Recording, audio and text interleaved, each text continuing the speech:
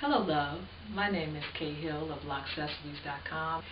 I wanted to talk with you today. This is kind of like a public service announcement to my fellow creatives, my fellow artists, makers, designers, crafters, and artisans. I wanted to talk to you about a bit of a sensitive topic, and it's how to handle criticism when you're a creative. And the reason that I wanted to talk to you about it is because as creatives, we can be very sensitive. First, let me say that I feel that I'm qualified to have this conversation with you today because I come from both sides, both perspectives. I am a creative myself, as well as an employer of creatives. So in my professional career, I do have to hire artists, designers, web developers, photographers, so on and so forth. So I can look at it from both perspectives. And being a creative myself and being in the creative community, I know that we can be sensitive. And it's by our very nature. There's nothing wrong with that except when it gets in the way of commercial production. And I'm going to go into that a bit more. So as a creative, we are very sensitive to our surroundings. We tend to be very in touch with our feelings, and we're able to process them, and we actually take time to process them. We see the veining of a leaf. We hear the wind rustling. We see twinkles in the moonlight. I mean, we're able to take in all of those details and process them, and it comes out in our creative expression. Most people, or people who think on the other side of the brain, don't necessarily do all of that, okay? So we're very unique in that way, and that is what makes us special and unique and able to produce such amazing things. But at the same time, it also could be a hindrance if that sensitivity gets in the way of the communication dynamic. So let me explain. When you're in the commercial art world, meaning you're producing for an end result, be it to sell a product or to produce content for an employer or a client, you have to deal with feedback and you have to deal with criticism, preferably constructive criticism. That is the hope, is that it's constructive criticism. But you can't guarantee 100% all the time that it will be in the manner that you want to receive it, or that your ears are comfortable with hearing. Sometimes it can be very matter of fact. Sometimes it can be very direct. Sometimes it could be very catty or mean-spirited. You're going to get it from all sides. And so I realized that over the years, I have developed a system as a creative for how I receive feedback and how I receive criticism. And I'm going to share it with you in hopes that it will help you going forward, and maybe you can take these questions into consideration when you're deciding whether or not you're going to take constructive criticism or not. Because that criticism, depending on how it's received, can really affect you as a creative. It can affect your self-esteem. It can affect whether or not you choose to continue to put out your work. And we want you to continue to put out your work because your work is a benefit to the world. Sometimes you have to find your audience, but you still should put out your work. So I don't want you to have criticism and allow it to shut you down or prevent you from growing and developing. And so I kind of developed a qualification system for how I receive feedback and criticism, and I'm going to share with you. There are 3 questions that I ask myself when someone gives me feedback. The first question that I ask myself, and I'm going to put a little, it's like kind of, imagine a funnel system with 3 tiers. And if the feedback passes through all 3 tiers, all of the feedback comes in the top of the funnel. And if it passes through the 3 tiers and comes out the other end, then that feedback is valid. That feedback is taken into consideration. If it doesn't pass all 3 tiers, then it gets dismissed. Okay? We're using this funnel system to decide whether the feedback gets considered or we give 0 you know what. Okay? So question number one, first tier, question number one. What is the qualification of this person giving the feedback? Are they qualified to give this feedback? So what I mean by that is, what's their experience in this area? What's their expertise? Is it related to the direct feedback that they're giving? And if it is, then it passes through the filter. It gets considered. If they're not qualified to give their opinion on what they're giving their opinion on, if they have no experience in that area, then that comment or that feedback doesn't get considered and it falls away. Question number two, what's their intention? Why are they saying this? Why are they giving this opinion? Is it to be helpful? Is it to be encouraging? Are they trying to help you move forward in your development? Or are they being vindictive? Are they just venting? Is it mean-spirited?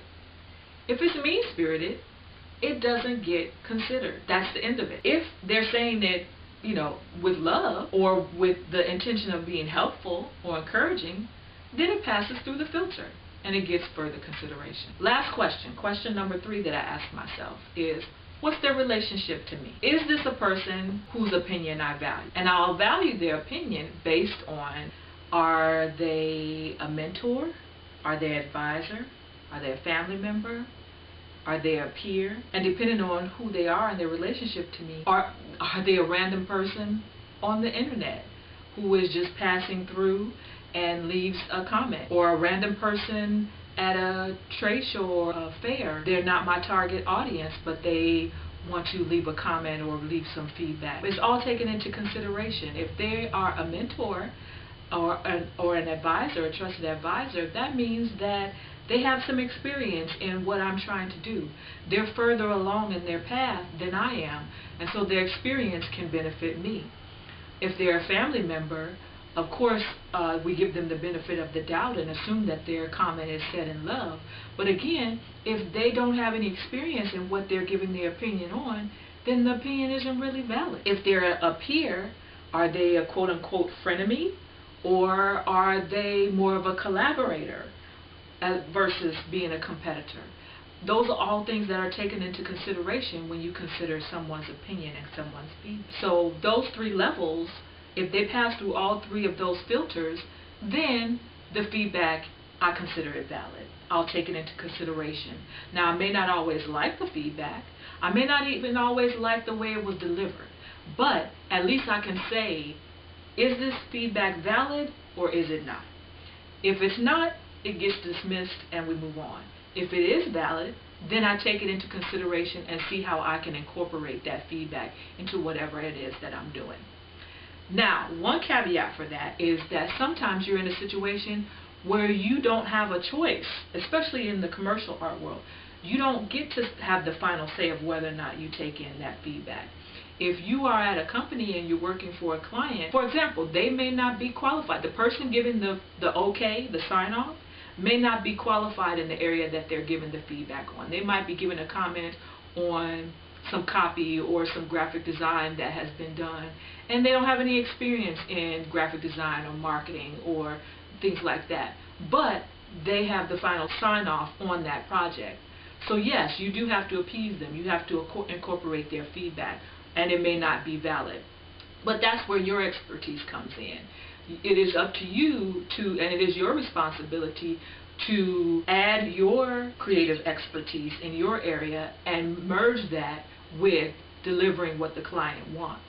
Because again, at the end of the day, they're paying for the end result. Now, if you're unwilling to do that, then that's kind of a signal that maybe commercial art is not the area that you want to focus on.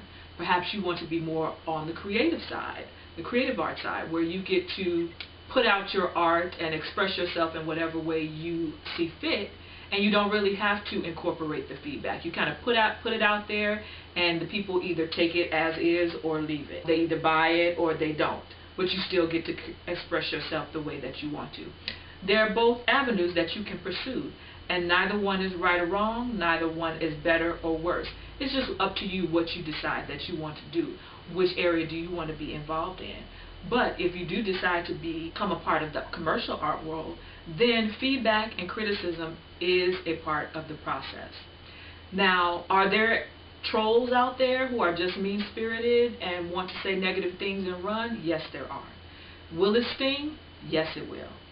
But at least you have kind of like now a logical 3-step process of whether or not you'll allow that comment to linger. If it stings, let those feelings come up and let it sting, but you know it's time to dismiss whatever it is they said because it didn't pass through the funnel. It didn't pass through those 3 filters, and therefore we are not going to consider that comment or that feedback. But if it did pass through those 3 filters, and we have decided that the comment is valid based on those 3 questions, then it's time to incorporate it. It's time to see how we can work with that comment to further our development because it's for our benefit, and we now know that. So I hope this has been helpful. Before I let you go, one side note. In my experience, what I've found is that typically if you're working with qualified people, you can get your design hashed out within 3 revisions or less. That's kind of my rule of thumb.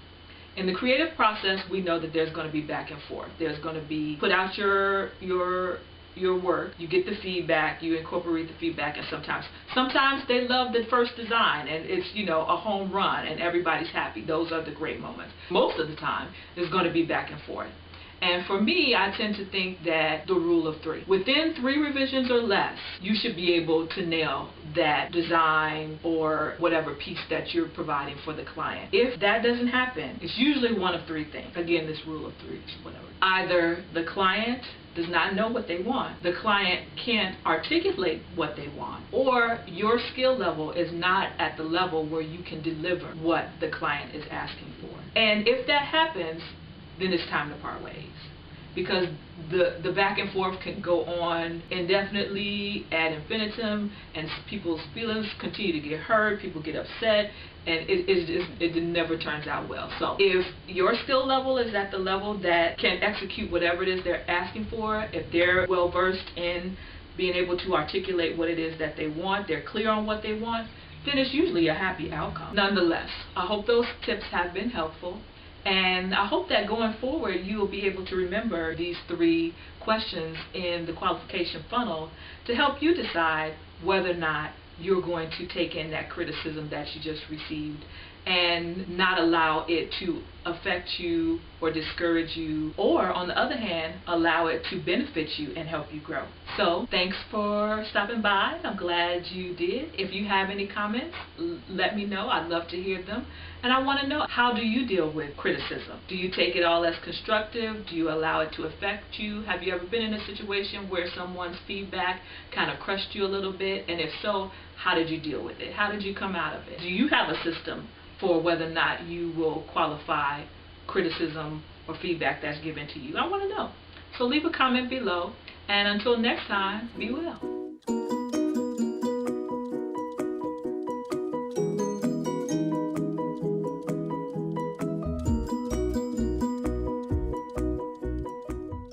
If you liked this video, give it a quick thumbs up and share it with a fellow creative. Again, I'm K.Hill of Loccessories.com, and I appreciate you for being here. Until next time, be well.